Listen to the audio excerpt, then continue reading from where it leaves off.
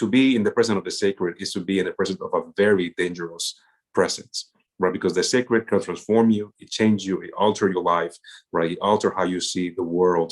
And I think instead we want to be in other contexts of control and domination, right? We want to control who can be in the space in terms of dress, sexuality, and gender identity. We want to control, right, the sacred in a way that makes us feel comfortable because we do not want to change.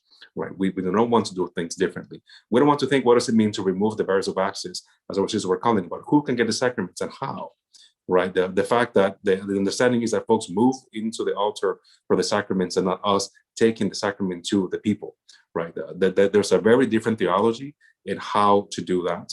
And I think living into the sacred, right, allows us to think differently because we're being transformed, right, into the fullness, right, of what the kingdom can be, right, if we let the sacred transform and change our life and remove the barriers of access, whether ability, identity, sexuality.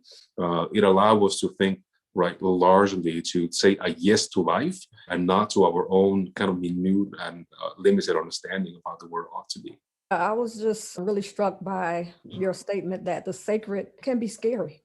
It can scare people because, we don't want to change. And it can also be scary because we do, right? And either we don't know how, or we can't imagine ourselves. We can't imagine ourselves differently, right? That's it. That's powerful. I was also thinking, Dr. Ortega, that the scariness is, when the prophet Joel says God's going to pour out his spirit on all flesh, right? That shifts the balance of power from the priesthood to the people. Right. Amen. And then when that happens, the order of service gets disrupted. Hierarchy gets disrupted. Chaos ensues, right? And Peter had to tell him, look, they ain't drunk. Not as you suppose. Right. Not as you suppose that. Right. So I think that may be the fear, right? Like, what's going to happen? What does this become if everybody starts sharing their gifts and talents?